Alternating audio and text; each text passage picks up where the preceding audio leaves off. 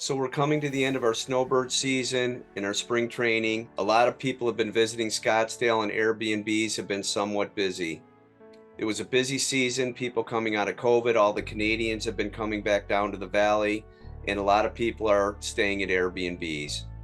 I ran across a Scottsdale City Council person yesterday, and the discussion of Airbnbs came up, and we were talking about information that's available to the general public. So stick around to the end of the video to get all the information. Right now, Scottsdale is trying to develop a good website where everybody can go in and get the information they need to register their Airbnb.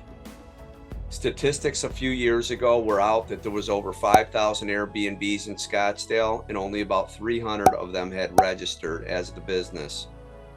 One of the reasons that the hotel chains were against the Airbnbs coming in was the fact that they're paying a lot of city taxes and a lot of the Airbnb owners were not. The thing that's happened with Airbnb, there's a lot of people complaining about it. I have experience with it because I used to own a vacation rental, and I owned a number of rentals in Scottsdale, and I did pay my TPT tax, which is a tax called transition privilege tax that you have to pay on rental properties. If the city's not collecting the tax, it is more difficult for them to hire the police and the people that they need to work the Airbnb complaints that they get. Code enforcement is very busy with complaints. The city of Scottsdale gets a lot of calls, and the police department has to go out to a lot of these properties. It's coming out of your tax dollars if you don't ask for people to register their property. The other thing is that you need to register your property with the county, Maricopa County, for your real estate taxes. So I'm just going to take you over to Scottsdale's website. We're going to look at some of the things. One of the things that the city would like to do is, if you have an Airbnb in your neighborhood and you know it's not registered, they would ask that you go to the website and check, especially if there's been problems at the property. The bottom line is they're just trying to collect the taxes to help pay for the extra people that they have to have on staff to handle all these Airbnbs in Scottsdale. The number of people registered has gone up, but it's still probably less than 50% of what the number of Airbnbs that are running right now in Scottsdale. So all you Airbnb lovers can say I'm a hater on Airbnbs, and I'm not. I've owned a number of rentals in Scottsdale. I just want you to abide by the rules, because I can just tell you from experience, I have 7 Airbnbs in my neighborhood, and in the middle of the night, people have come pounding on my door. I don't appreciate it. They're parking all over in the neighborhood, and they're having loud parties. I understand people come here to party, but that's not what Airbnb ownership is all about. It's about running a good business, and Airbnb is a business. So all we ask the Airbnb owners is to follow the rules. And there are very successful Airbnbs, and some people are making a lot of money off the Airbnbs locally. There's nothing wrong with having a business like Airbnb in your neighborhood, as long as you run your business properly. Let's dig into some of the data and take a look at Scottsdale's Airbnb information. So you can just Google Scottsdale, Arizona short-term rentals, or you can go to their main website and look for short-term rentals. Here's the web address right here, and we can post it down in the description of the video below. Just go through and read this. It talks about when the city council unanimously decided to do this ordinance. Back a few years ago, the governor signed a bill. It was Prop 1350 to disallow any city from regulating short-term rentals unless there was an existing HOA and CC&Rs that restricted it in the community. There's been lawsuits over that, and recently anybody, for the most part, that has changed their CC&Rs or their HOA documents after Prop 1350 came into play, they may not be able to enforce the Airbnb policies in their community. But if you go through the website slowly, you can pick up all the things you need to do. It's $250 to register the property or the license, and then you're going to have, here's what the ordinance requirements are, and here's some of the process guidelines for licensing. So right here, they're talking about transition privilege tax, which is a tax on small businesses in Scottsdale. It's something that, again, the hotels were complaining about because a lot of owner-occupied Airbnbs were not paying their fair share of taxes.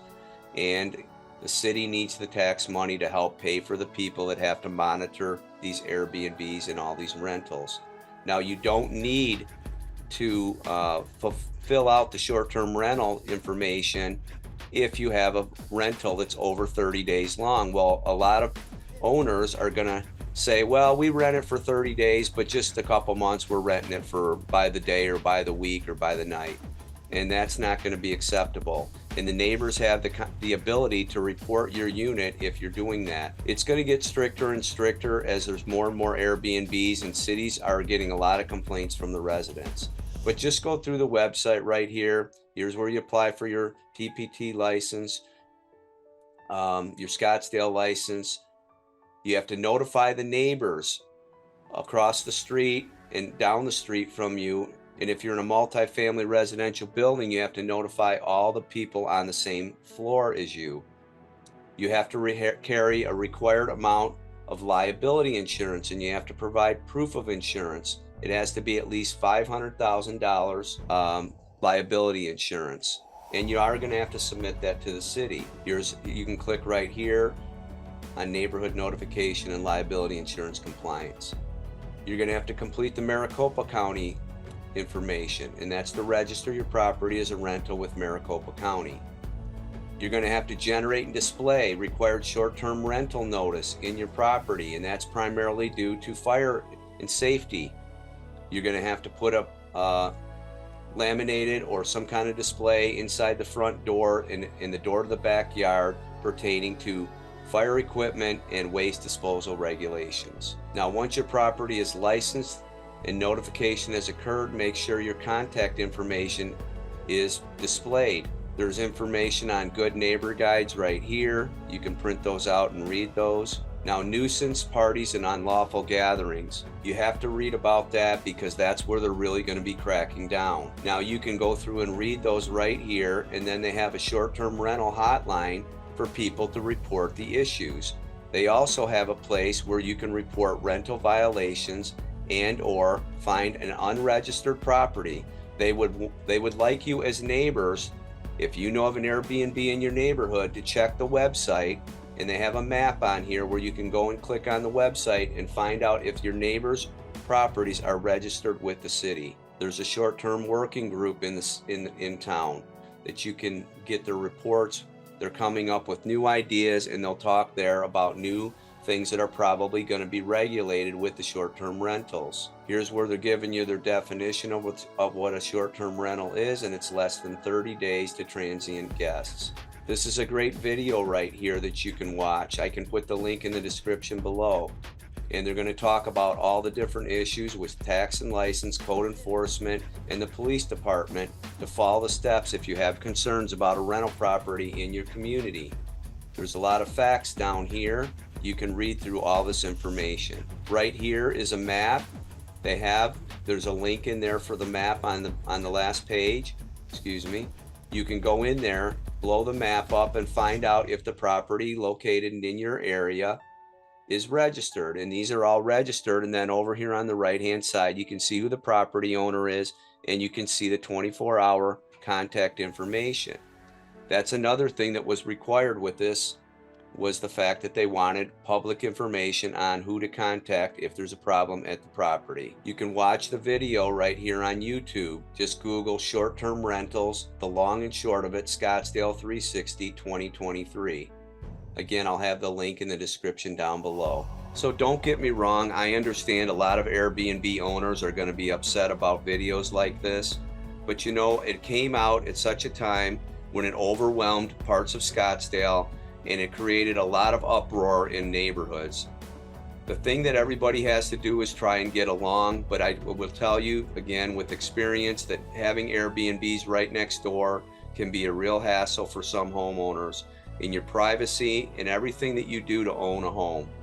All we ask of you Airbnb operators is to run a good business, keep an eye on your guests, make sure they're not having any parties, and everybody has to work with the city of Scottsdale to try to make this better for everybody.